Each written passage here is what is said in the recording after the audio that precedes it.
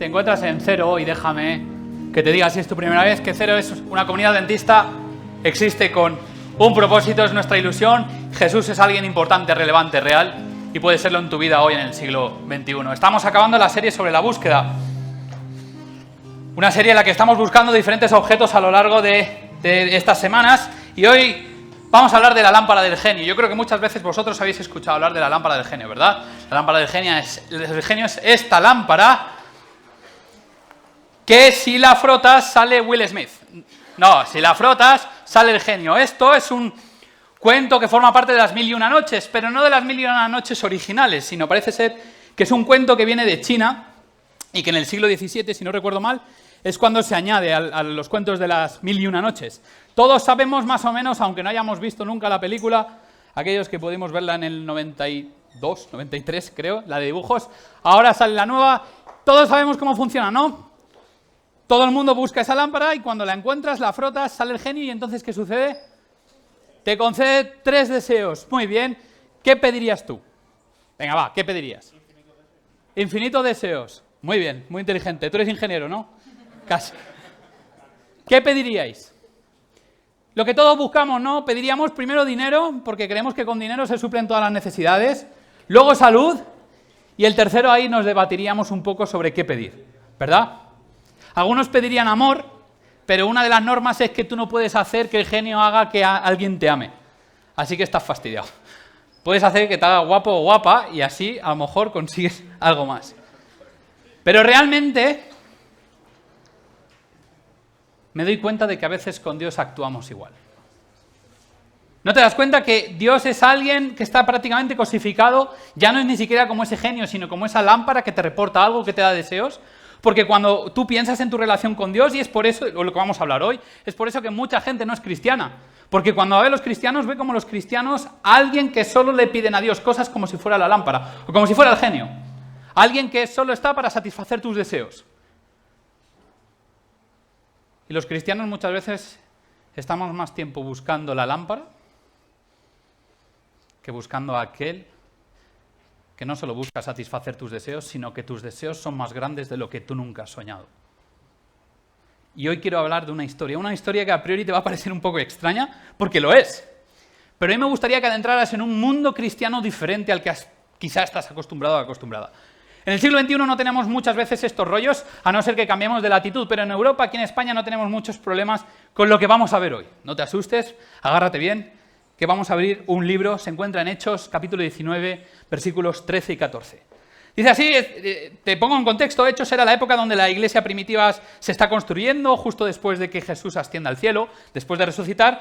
Los discípulos, los amigos de Jesús, comienzan a construir la iglesia, comienzan a viajar, comienzan a hablar de Dios y comienzan a hablar de ese Jesús apasionante que vino una vez a este mundo diciendo que era Dios y murió por todos nosotros. Y esto es lo que pasa. En el capítulo 19 dice, un grupo de judíos viajaba de ciudad en ciudad expulsando espíritus malignos. Trataban de usar el nombre del Señor Jesús en sus conjuros y decían, te ordeno en el nombre de Jesús, de quien Pablo predica, que salgas. 7 de los hijos de Esceva, un sacerdote principal, hacían esto. Y aquí hay varias cosas que me llaman la atención y seguramente a ti también te llamen la atención. Número 1, estas personas eran hijos de un sacerdote. Estas personas eran hijos de alguien religiosamente importante. Estas personas habían nacido en una iglesia, lo que llamaríamos hoy iglesia, habían nacido en una religión, habían nacido en una familia practicante y quizá muchos de nosotros nos sentimos identificados. Porque parece que el siglo XXI es el siglo donde solo son cristianos aquellos que han nacido en un hogar cristiano. Pero fíjate la fe de esta gente, que esta gente había nacido en un hogar cristiano, en un hogar creyente, y los 7 se dedicaban a hacer esto, a usar el nombre de Jesús casi en tercera persona. Es como que, voy a quitar espíritus en el nombre de Jesús, pero por si acaso, que es el que Pablo predica, para que quede claro, ¿vale? O sea, nunca os ha pasado que conocéis a alguien, no lo conocéis muy bien, y es como que, bueno, es mi amigo, pero en realidad es un amigo de un amigo, pero yo siempre digo que es mi amigo. Esta gente predicaba así, intentaba expulsar demonios así, su fe era así, era una fe de tercera. Era una fe que no era genuina, no era en el nombre de Jesús porque Jesús es mi amigo, es en el nombre de Jesús porque Jesús es ese que predica a Pablo. Curioso, como si no lo conocieran, como si hubiera poder simplemente en el nombre, como si solo por decir Jesús ya valiera. Como si solo por decir que soy cristiano, ya una magia entrara dentro de mí y me hiciera cristiano.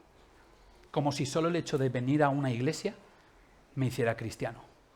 Como si solo el hecho de creer que Dios existe me hiciera cristiano.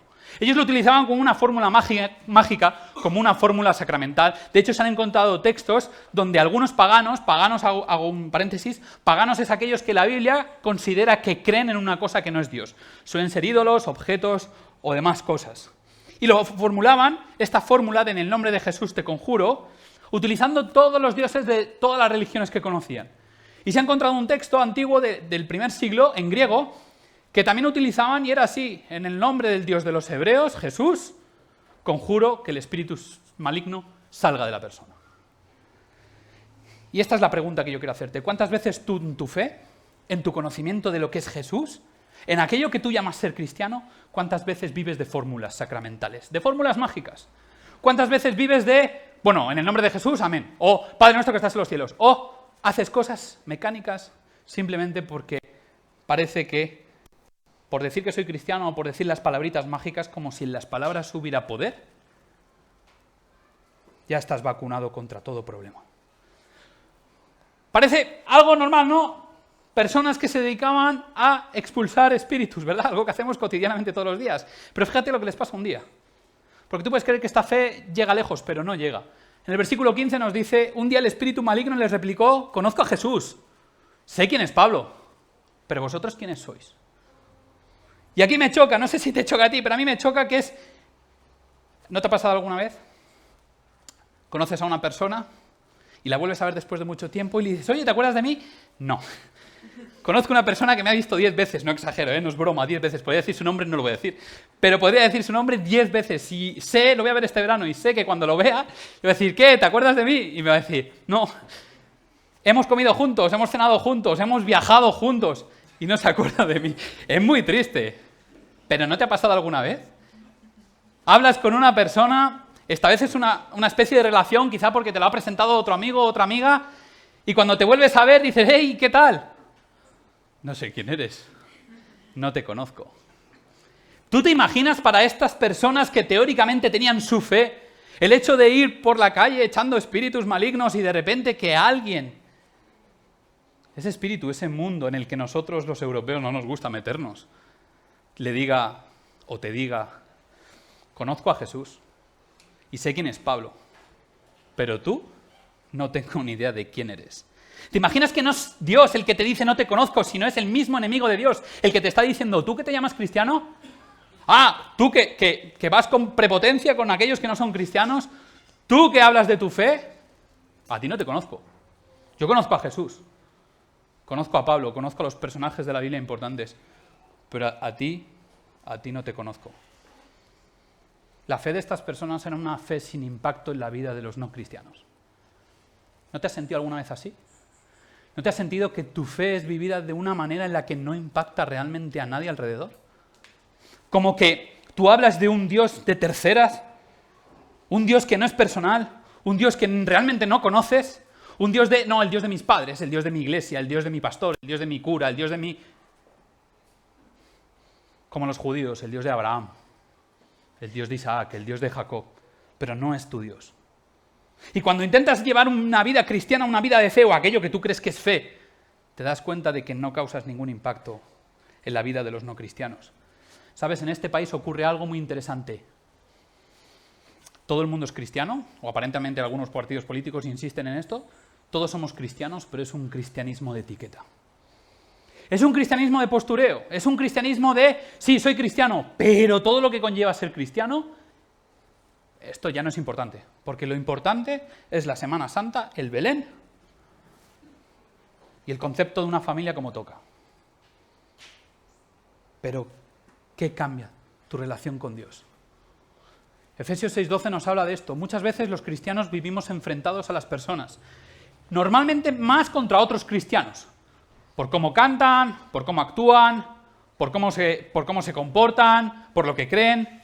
Y fíjate lo que dice Efesios 6:12, porque nuestra lucha no es contra seres humanos, sino contra poderes, contra autoridades, contra potestades que dominan este mundo de tinieblas, contra fuerzas espirituales malignas en las regiones celestiales. Y yo sé que a ti a lo mejor esto, claro, te parece un poco raro porque es un mundo en el que tú no estás acostumbrado, más allá de que puedas ver películas de estas raras, pero es un mundo que, como cristianos, sobre todo aquí, no estamos metidos. Pero Pablo te está diciendo, da igual si no te enfrentas diariamente con espíritus malos, pero que sepas que tu lucha no es contra seres humanos. Que sepas que tu lucha, cuando aprendes a mirar en el plano que hemos ido comentando, el plano trascendental, tu lucha es contra los enemigos de Dios. Y los enemigos de Dios se mueven más en el plano espiritual que en el plano físico. Hay dos palabras cuando el demonio le dice a los hijos de Esceva, le dice, sé quién es Jesús, o yo conozco a Jesús y sé quién es Pablo. No creas que es la misma palabra que utiliza. Utiliza para Jesús una palabra que en griego es ginosko y utiliza una palabra para Pablo que es epistemai. Parece algo baladí, pero es súper importante porque la palabra ginosko implica un conocimiento de autoridad. Es decir, yo conozco a Jesús y sé quién es. Y cuidadito con él, porque cuando él viene yo salgo por patas. Epistemai es, me resulta familiar. Es decir, el demonio le está diciendo a estas 7 personas, a estos 7 hermanos, le está diciendo, yo reconozco la autoridad de Jesús. Y Pablo me es familiar porque está muy pegado a Jesús. Pero ¿tú quién eres? ¿Tú quién eres? Y esta es la pregunta que te hago yo. ¿Te podría pasar como el demonio? ¿Te podría pasar que, sí, bueno, reconoces la autoridad de Jesús? ¿Cómo no la vas a reconocer si has nacido en una iglesia? Si eres de familia cristiana. ¿Reconoces a Jesús? Claro, Jesús es Dios. Y te resulta familiar, Pablo. Bueno, has oído hablar de él. Jonathan habla de vez en cuando de él, en los sábados. Mis padres han hablado de él, o he escuchado hablar de él. He escuchado hablar de David. Me resulta familiar. Pero realmente no tienes una parte importante en la obra de salvación de Dios. Realmente tu fe es una fe que es hasta poco reconocida por aquel que es el enemigo de Dios e intenta derribar tu fe. Tu fe podría considerarse, quizá, una fe pagana. ¿Y qué es una fe pagana? Una fe pagana es cuando tú buscas medios incluso religiosos para transformar el deseo de Dios. Y esto muchas veces nosotros lo hacemos. Dios es alguien que está ahí, que prácticamente no le hacemos ni caso, excepto cuando viene una catástrofe en nuestra vida. Cuando viene la pérdida de un ser querido, cuando suspendo examen tras examen y entro en un bucle negativo, cuando me deja la novia o el novio, cuando me divorcio, cuando tengo un problema en mi vida, es cuando intento usar los medios religiosos para captar la atención de Dios. Como si mi mucha oración en ese momento tuviera que convencer a Dios de que me tiene que cuidar y bendecir, no sea que esté enfadado conmigo porque no le he hecho caso todo este tiempo. Esa religión, esa manera de ver las cosas, es una religión pagana. Es una religión que cuando había sequía, la gente era capaz de orar, danzar, herirse, sacrificar personas con tal de que lloviera. Porque el Dios era muy malo y había que convencerle de que hiciera algo bueno por nosotros. Esa religión que muchas veces vivimos nosotros es pagana. Religión anclada en ritos y en repeticiones. Como si el hecho de insistir constantemente en las mismas palabras hiciera que Dios cambiara de opinión con respecto a lo que tiene pensado para mí. Y muchas veces nosotros, los más jóvenes, ojo que me he metido entre los más jóvenes, nosotros los más jóvenes reaccionamos a esa manera de ver la religión y nos volvemos cada vez más fríos. Pablo habla de esta religión pagana donde tú te puedes sentir identificado si sabes ver las diferencias. En Romanos 1:21, Pablo empieza diciendo, es cierto, está hablando de esos paganos, ellos conocieron a Dios, pero no quisieron adorarlo como Dios ni darle gracias. En cambio, comenzaron a inventar ideas necias sobre Dios. Como resultado, la mente les quedó en oscuridad y confusión. Y aquí viene algo importante que te quiero decir. ¿Tú crees? No es nada personal, estoy generalizando. ¿Tú crees que conoces a Dios? Conociste a Dios, pero no quisiste darle el lugar de Dios. Tenías otras cosas en lugar de Dios. Y no le has querido dar lugar ni dar gracias. Y entonces has comenzado a inventar ideas sobre Dios. Y te das cuenta de que tú no conoces a Dios porque realmente no conoces la fuente que habla de Dios, que es la Biblia. Y como tú no conoces la Biblia y solo escuchas a un Dios de terceras, al Dios de Pablo, al Dios de Abraham, al Dios del pastor, al Dios de la iglesia, al Dios de mis padres, como tú no conoces a ese Dios, empiezas a adaptar Dios a tu mentalidad. No, es que Dios no actúa así. No, es que Dios actúa así. Pero déjame que te haga una pregunta con todo el cariño. ¿Cómo vas a saber cómo actúa Dios si no conoces ni siquiera cómo es Jesús de Nazaret cuando estuvo en este mundo y caminó con personas como tú y como yo? Pablo sigue hablando, Romanos 1:23. Y en lugar de adorar al Dios inmortal y glorioso, rindieron culto a ídolos que ellos mismos se hicieron con forma de simples mortales, de aves, de animales, de cuatro patas y de reptiles. Y cuando tú lees esto estás pensando en los egipcios, ¿a que sí? Bueno, yo sí. Tú igual no, estás pensando en otras cosas, pero estás pensando en los egipcios, ¿no? Decir, madre mía, qué burros, ahí haciendo un becerro de oro. Bueno, eso fueron los israelitas saliendo de Egipto, pero por influencia. Qué burros que hacen cualquier cosa de madera o de oro o tal y le empiezan a adorar, como si fuera su Dios. ¿Tú te estás dando cuenta que está hablando de nosotros? Reconociendo a Dios, no lo reconocimos como Dios, no le dimos su lugar. Y en el lugar de Dios hemos puesto otras cosas que no son Dios y que es lo que está provocando que cada vez estemos más desconectados de la vida.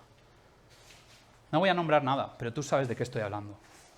Hemos cogido cosas que no es Dios, las hemos puesto en el lugar de Dios. Lo que me apasiona, lo que me ilusiona, lo que me motiva, lo que me quita el sueño, lo que me da la felicidad, suele ser todo menos Dios. Suele ser el último objeto del mercado, suele ser la última tendencia o suele ser la serie que está de moda. Marcos 7:6, Jesús dice, citando a Isaías, dice, tenía razón Isaías cuando profetizó acerca de vosotros, hipócritas, según está escrito. Este pueblo me honra con los labios, pero su corazón está lejos de mí. Y aquí yo quiero hacer una puntualización. ¿Te sientes cerca de la religión pagana? Me siento cerca de la religión pagana y te entiendo. Porque todos hemos reaccionado a la fe legalista. Todos hemos reaccionado a esta fe que incluso Jesús estaba reaccionando. Una fe muerta, una fe vacía, una fe de obligaciones, de opresión, no una fe de liberación. Jesús mismo está diciendo, el pueblo judío, en su tiempo, estaba honrando a Dios de labios, pero el corazón no estaba con Dios. Y como tú has visto esa hipocresía, como has visto esas cosas que no te gustan, has reaccionado. El problema es que has reaccionado hacia otra punta, en la que Dios tampoco está. La otra punta, Dios es solo una idea filosófica, abstracta, que no tiene relevancia en tu día a día. Pero queda una solución. Tienes que liberar la fe. Si tu religión no está al servicio de Jesús, tu religión no sirve para nada. Déjame que te lo vuelva a repetir. Si tu religión no está al servicio de Jesús, al servicio de la fe, tu religión no sirve para nada. Sé que muchas veces tú has tomado decisiones frías o crees que fríamente por reacción a una religión que no te gusta.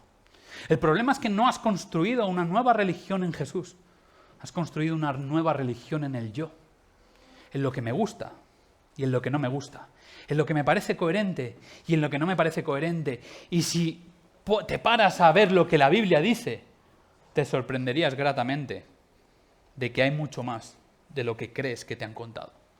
Rehuyes la práctica religiosa porque crees que es fruto del aparato institucional. Crees que las leyes alienan, son opresoras y te coartan tu libertad de pensador o pensadora del siglo XXI. Pero realmente te has olvidado de que en todo amor hay unas normas de conducta para respetar a la otra persona. De que tú no eres el centro del universo y de que realmente tenemos que pensar más en las personas que tenemos a nuestro alrededor que en nosotros mismos. Y llega un punto en que no dejas de venir a la iglesia porque es el único puente que te tiene atado o atada a esa tradición que te han transmitido en el pasado. Esa tradición que no te atreves a dejar y que algunos tristemente dejan. Porque vivir de tradición o de teorías sin Jesús también es una fe muerta. Pero hay una solución, necesitas la fe y necesitas a Jesús y esto es lo que yo te voy a regalar. Para ti Dios no es nadie, lo entiendo. Para ti Dios es alguien teórico, alguien que está ahí, puedo llegar a entenderte. Pero déjame que te diga cómo puedes encontrar a Jesús. Sí hay un camino, sí hay una opción y sí es transitable en el siglo XXI. Aunque te parezca arcaico, aunque te parezca un producto puesto en manos de las instituciones religiosas, aunque las personas hayamos insistido en manipular muchas cosas, sigue habiendo un camino. Juan 5:39, dice, estudiáis con diligencia, estos son palabras de Jesús, vas a escuchar palabras de Jesús, estudiáis con diligencia las Escrituras porque pensáis hallar en ellas la vida eterna, y son ellas las que dan testimonio en mi favor. Jesús te está diciendo, si tú quieres conocerme, si tú quieres tener una relación real conmigo, tienes que estudiar la Biblia, es que no hay otra manera. Es que no hay otra manera de que me conozcas si no conoces la Biblia, porque la Biblia es lo que habla de mí, porque todo apunta a mí. El Antiguo Testamento apuntaba al nacimiento, muerte, resurrección de Jesús. El Nuevo Testamento habla de cuando Jesús estaba en la tierra en los Evangelios. Y después habla de la esperanza de los primeros cristianos. De que ese Jesús, la promesa desde Génesis, venga para llevarnos con él. Toda la Biblia va acerca de Jesús, y si tú no ves la Biblia con ese prisma, estás teniendo una fe equivocada. Si tú la Biblia la utilizas para hacer daño y para considerarte una élite con respecto a los que no creen, estás utilizando la Biblia para algo que no fue diseñado. Porque la Biblia fue diseñada solo con un único objetivo, que tú conozcas a Jesús, porque Él es el camino, la verdad y la vida. Solo a través de Él llega la salvación. Hebreos 4:12, es que hay más, ¿ves? Esto es toda la Biblia, no te estoy hablando de filósofos, no te estoy hablando no te estoy hablando de nadie, te estoy hablando de la Biblia. Y la Biblia dice, pues la palabra de Dios es viva y poderosa, es más cortante que cualquier espada de 2 filos, penetra entre el alma y el espíritu, entre la articulación y la médula del hueso, deja al descubierto nuestros pensamientos y deseos más íntimos. ¿Entendemos que esto es literal? No, ¿verdad? Entendemos que esto es simbólico. Lo que te está diciendo es que si tú quieres tener a Dios en una relación cercana, si no lees la Biblia, tu vida no va a ser transformada. Si tú no tienes a Dios como un amigo con el que relacionarte, tu fe seguirá siendo estanca, teórica y muerta hasta el día que tú dejes de respirar en este mundo. Pablo lo vuelve a repetir, para que veas que hay más textos. Toda la Escritura es inspirada por Dios, es útil para enseñarnos lo que es verdad y para hacernos ver lo que está mal en nuestra vida. Nos corrige cuando estamos equivocados y nos enseña a hacer lo correcto. Dios la usa para preparar y capacitar a su pueblo para que haga toda buena obra. Es como si te olvidaras de que la Biblia está ahí para que te transforme, para que te ayude a conocer a Jesús, para ser como Jesús. Y muchas veces no usamos la Biblia porque nos envanecemos en nuestros propios razonamientos. Muchas veces escuchamos yo creo que Dios, fundado en cosas que no son la Biblia. Déjame que te diga algo. Quizá tú vienes hoy sin haber tenido a Dios con mucha relación. Pero déjame que te diga que Dios solo te cambia de una manera. 2 Corintios 3:18, y es el último texto que te voy a leer hoy. Así que todos nosotros, a quienes nos ha sido quitado el velo, podemos ver y reflejar la gloria del Señor. El Señor, quien es el Espíritu, nos hace más y más parecidos a Él a medida que somos transformados a su gloriosa imagen. Déjame que te diga cómo funcionan las cosas. Solo con la Biblia conoces quién es Jesús. Solo con la Biblia. Yo sé que muchos cristianos viven obsesionados, compitiendo contra sí mismos y contra el de al lado, por supuesto, sobre todo contra el de al lado, pero compitiendo contra sí mismos para ver quién es mejor, para ver quién es más perfecto, para ver quién se merece más el cielo, y todo eso no es fe. Jesús te está diciendo, soy yo el que te transforma. Y esto me gustaría que lo entendieras hoy. Hoy tienes la oportunidad de cambiar, hoy tienes la oportunidad de tomar una decisión que cambie el resto de tus días. Que no se trata del esfuerzo que tú hagas, sino se trata del tiempo que pasas con Jesús. Y tenemos tiempo para todo, tenemos tiempo para Netflix, tenemos tiempo para Instagram, tenemos tiempo para comprar en el Mercadona, tenemos tiempo para muchas cosas. Y nunca sacamos ni siquiera 10 minutos al día para conectarnos a Dios. ¿Tú te imaginas una relación de amor? ¿Novio o novia? ¿Marido o mujer? ¿Amigo o amiga? ¿Que cada día no hubiera conversación? ¿No hubiera comunicación? ¿Que durante el día actuáramos como si fuéramos compañeros de piso? ¿Que ni nos dirigiéramos la palabra? ¿Que simplemente solo el hecho de saber que estamos juntos es lo que mantiene nuestro amor? ¿Cuánto duraríamos? ¿Cuánto duraríamos en un amor ficticio? En un amor que nos conviene, ¿no? Entre los dos nuestros salarios pagan el piso y así salimos adelante. No utilices a Dios como un compañero de piso. No porque sea malo, sino porque te estás perdiendo lo mejor de Dios. Porque si tú cada día eres capaz de sacar 10, 15, 20, media hora de silencio, con el teléfono en modo avión, tranquilo, para conectarte a Jesús, para conocerlo más, para esperar lo que Él quiere contarte, no lo que yo te quiero contar. Lo que yo te quiero contar es tercera, segunda mano. Lo que Él te quiere contar. Necesitas una relación con Dios. Verás que cuando empieces ese camino de que Dios es alguien que cada día forma parte de tu vida, empezarás a ser transformado o transformada. Te darás cuenta que lo que te cambia no es venir aquí, no venir a cero, no cantar. Eso no te cambia, eso no te transforma. Lo que te transforma es encontrarte cada día con Jesús. Porque Jesús es el que te transforma el corazón. ¿Sabéis? Aladín consigue algo que no consigue nadie. O al menos nadie en toda la historia del genio de la lámpara. Y es que el último deseo lo utiliza, ojo que va spoiler, no para mí, sino para liberar al genio. Consigue ver mucho más allá de lo que él quiere, de toda su existencia. Ahí tiene a la princesa que la tiene que enamorar y no lo consigue. Pero él, en vez de pedir algo para sí mismo, entiende que lo mejor es liberar al genio. Por eso Aladín, como dice la película, es un diamante en bruto. Y tú eres un diamante en bruto, en las manos de Jesús. Tú puedes en manos de Jesús hacer una cosa. El deseo de tu vida, el que te queda, porque solo te queda uno, tú puedes hacer lo que quieras. Puedes crear una vida para ti mismo o puedes darlo a los demás. Y Dios está esperando que tú devuelvas ese deseo que se te ha entregado en la mano, que reconozcas a Dios en el lugar que está, porque eso es lo que va a hacer tu día a día mucho más feliz. Porque no solo es la esperanza que tenemos lo que nos mueve día a día, sino es la relación diaria con Dios.